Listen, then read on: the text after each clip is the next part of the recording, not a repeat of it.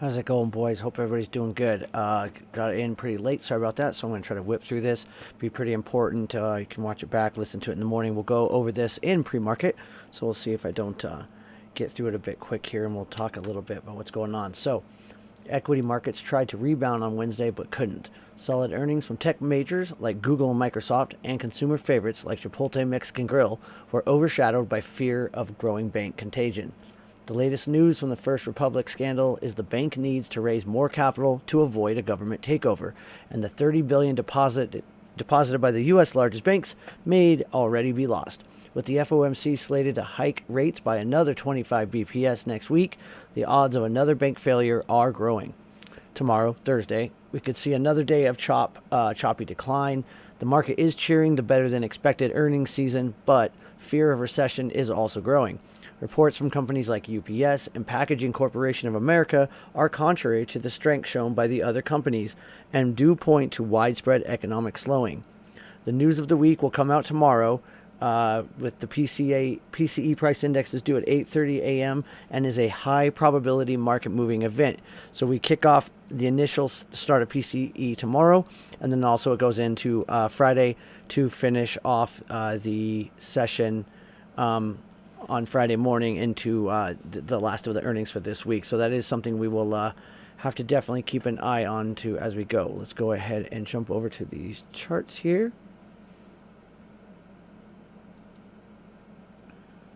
There we go. All right, we're going to do this quick and just with the charts layout so we can just go kind of through that list right there, and we'll get through it pretty quick.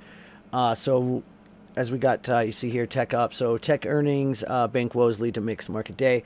U.S. equities were mixed as solid tech earnings were offset by concerns about the banking sector and problematic recession worries that continue to rear their ugly little heads. The markets faded in the afternoon, leaving the Dow, the Russell, and the S&Ps in the red, but the Nasdaq did remain up about 0.5%. So most of the stocks in the Dow fell.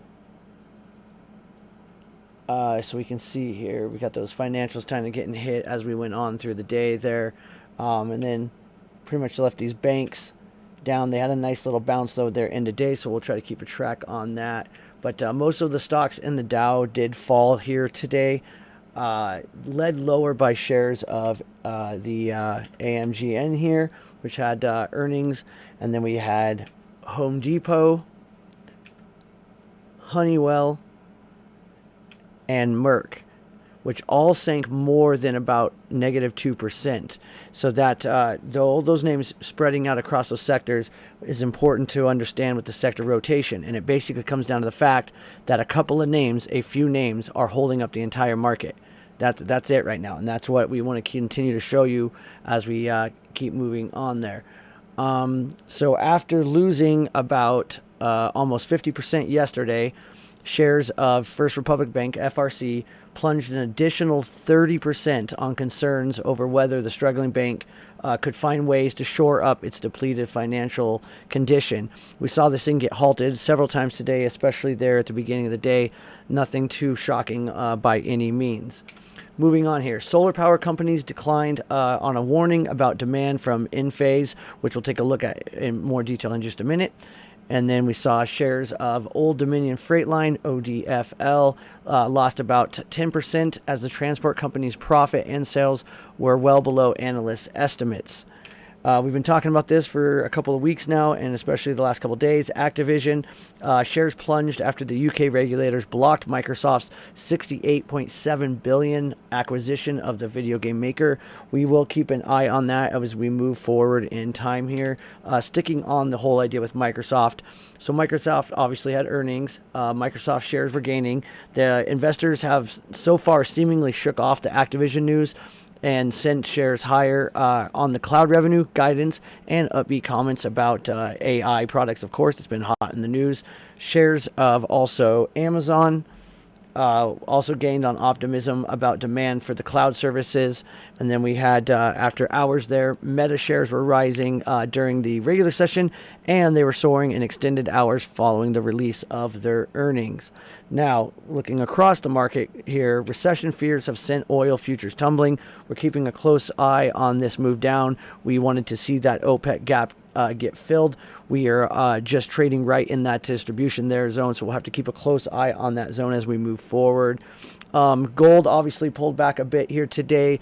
The metals themselves, all metals held up pretty good. Silver was holding up pretty good, but gold itself did pull back. But as you can see here, after hours tonight, bouncing back here nicely, up about 0.7% in overnight trading.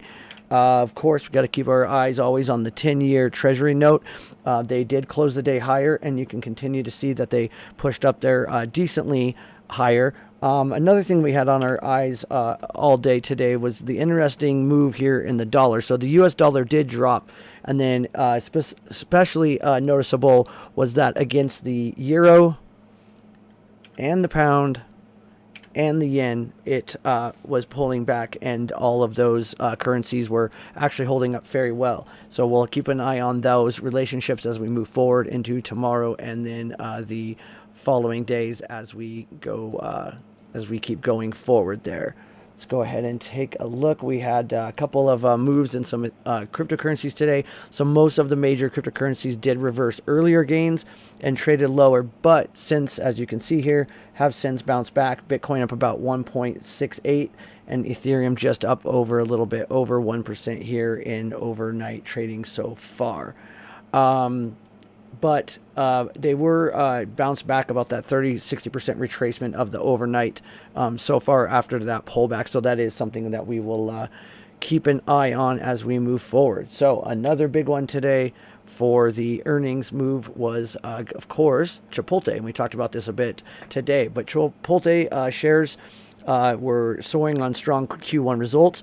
And also CMG was the best performing stock in the entire S&P 500 today, after their quarterly results exceeded estimates on higher prices, more store openings, and cheaper avocados, which, believe it or not, is a massive part to their business. And it's crazy to see the numbers that they actually showed. Chipotle did report Q1 profit of 10.5 per share, with sales rising 17.2 to 2.37 billion. Both were well above forecast. So it said the boost in revenue was driven by a better than expected 10.9% jump in comparable store sales and the addition of 41 new restaurants during the period. Food, beverage, and packaging costs as a percentage of total revenue fell from a year ago because of menu price increases in 2022 and lower costs of avocados, a key ingredient in its food options. So the CEO, Brian Nicole, explained that the first quarter performance confirms that their focus was on getting on back to the basics and reestablishing their standards for excellence to begin, quote, driving results. So they also noted that it sees current quarter and full year comparable store sales growth to be in the mid to high single digits percent. Analysts had anticipated gains of 5.7 and 5.9% respectively.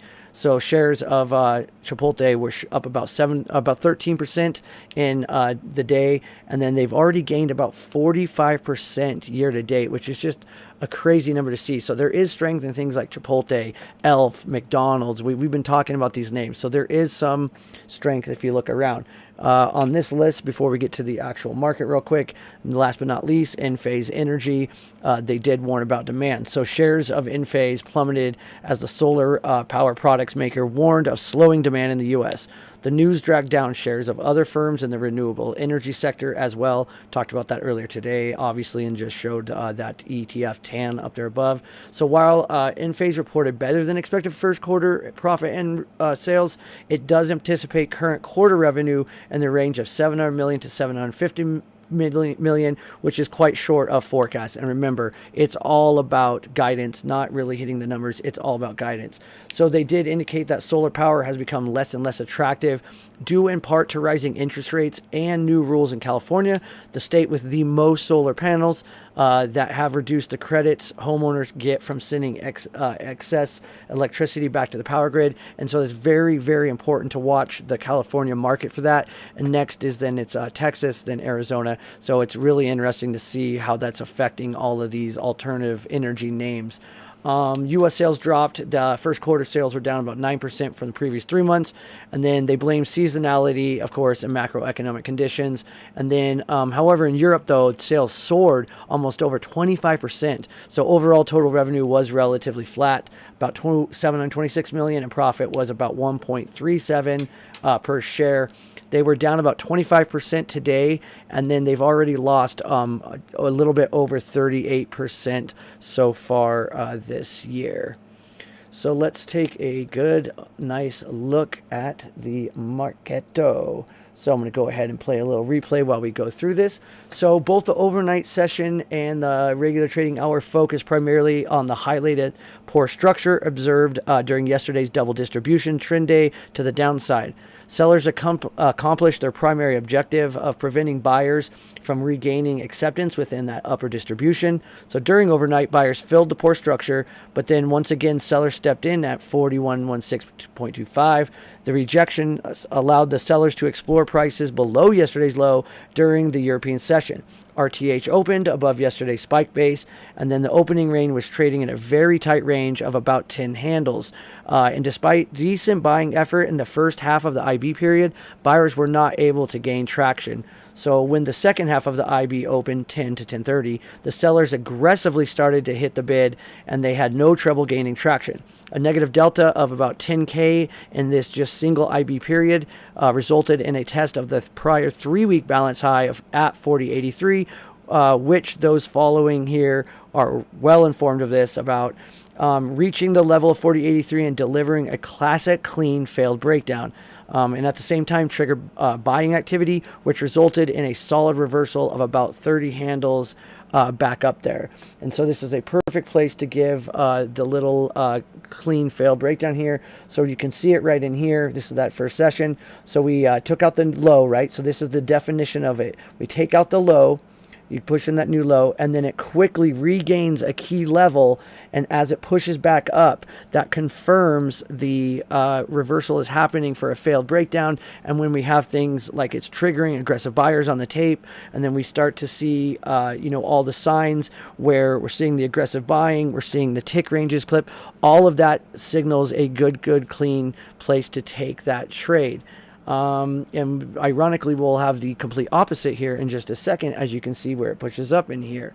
So similar to this overnight session, the reversal was fueled by short covering and then resulted in price being rejected while testing the poor structure that separated yesterday's double distribution. So it is important to always remember that these legitimate poor structures are key areas where buyers are trapped. So as a result, they tend to not be the best areas to initiate new longs, and as trapped buyers are likely to use any testing of that area as an opportunity to get out. So this scenario began to play out in another textbook failed breakout on this side, where late buyers were trapped, and quickly we saw aggressive sellers confirming the reversal alongside another tick alert.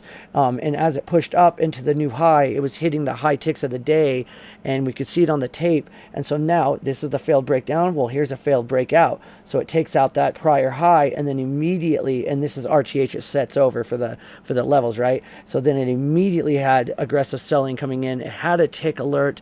All of these things were great confluence to take that short. And I will continue to talk about these every day. I will draw out the diagram tomorrow and go through it because we had a perfect example on both sides.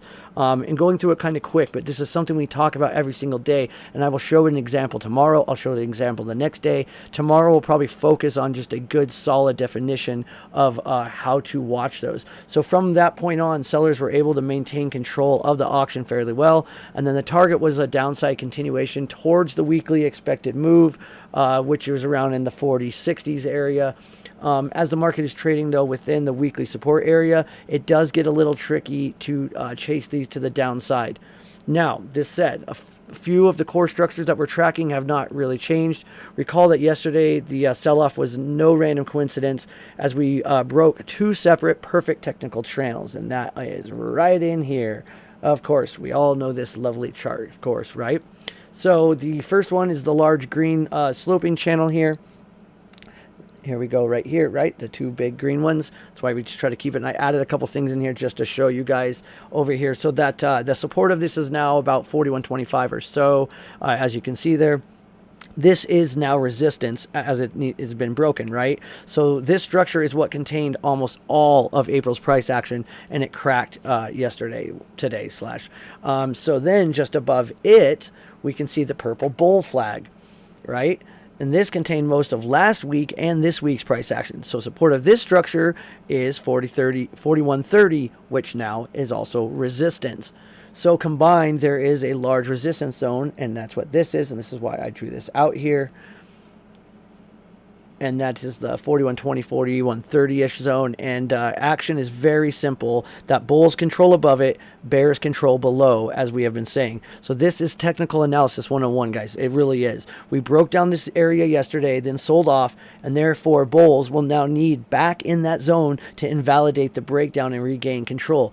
And yes, we have been talking about it, and you can see on the bottom of the chart here, RSI is now getting very oversold to the downside, and although this is never a timing indicator nor entry signal, it does suggest that we have to be on guard for squeezes, which will occur when the support reclaims, which for now would be back to the 4083. And if that reclaims, we likely start a run to back to the key 4120, 4130 range, and that's kind of where we've been over here tonight. And you can see we've already been pushing up on this and hitting 4096. So as I was, preparing this and getting this ready, you can see what it was doing, right? And it just perfectly timed to push that in there. So tomorrow, the bull case is more or less going to be that we have to consider bears in control until 4125 can reclaim. Now, however, there is a brewing squeeze risk with RSIs depressed as it is, and short squeezes can be extremely violent and typically occur when a failed support reclaims. The bull case would look something like, hold 4072, then come back, 4055, 50 lowest, then reclaim this 4088, which they're doing now, and then that would trigger the push back up to levels likely to try to test 4125 again. But as always, though, level to level for proper risk and trade management, and one could try to trade this reclaim right here, but as always, we don't want to chase these moves well off highs or lows, so we need to see some sell basing action here to drain the supply first, build a flag, then before trying to get long just above there. So it goes hand in hand with the failed breakdowns, failed breakout. It's the same scenario where you don't want to just take it when that level hits or it goes across. We want to see it fail and then aggressively push back up over, and that's where we want to get long or get short as it comes down. And it's the same thing with this. This all has to do with the same thing. Once that level is reclaimed, then we want to see it chop a little bit to burn up all that supply or burn up all that demand and then continue on. And that's why, we continue to talk about this over and over, but it really would look something like this, right?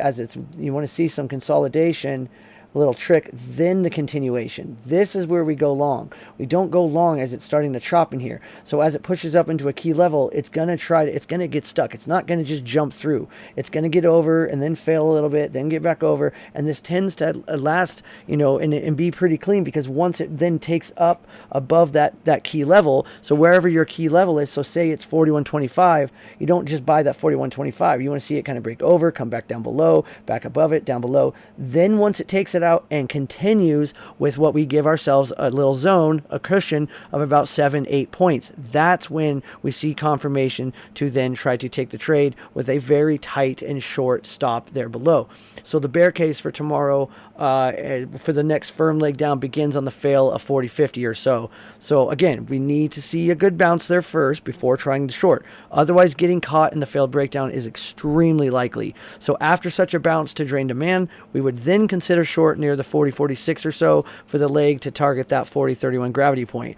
Another sign of a bear case tomorrow will be if we continue this move tonight here to backtest this 88 and then reject really hard, especially if we pop much further above it like we are now, and then it fakes out and sells right back down through. That's a no-go, and that's why we need to wait for confirmation on this strategy. And it all works kind of together. There's different scenarios, but the same basic tools and basic toolbox all remain the same. So overall, in summary, a very loose probability lean here is that 40.72, 40.55 are key supports we're watching for tomorrow, trading tonight, tomorrow. We would like to see a backtest of the 40.88 level that we're going up right here, and that we've been grinding up tonight. So perhaps a little base up in here, then try to push to 4100, 4125-ish. that 4083, those critical resistance, which we're now, you know, the squeeze trigger above it. So we need to try to hold above here, or if we do spike below it, we need to quickly regain that, okay? And then if the 40, 55, 50 level cannot hold, then we are definitely heading down to that 4031 gravity point directly, for sure. Not a doubt in my mind whatsoever. Bears remain in control. First round of PCE at 8:30. We'll be up on pre-market to stream it, and then once that goes in, we will update these plans and walk through this again in detail. We can spend a good 30-45 minutes on it, you know, if you guys are there. So just show up and we will go over anything you want and explain these concepts or more. So let's stay ready. Have a great night, and yeah, cheers, boys. I'll see you guys in the morning. Let's finish this week off strong these next couple of days. Peace, boys. Cheers.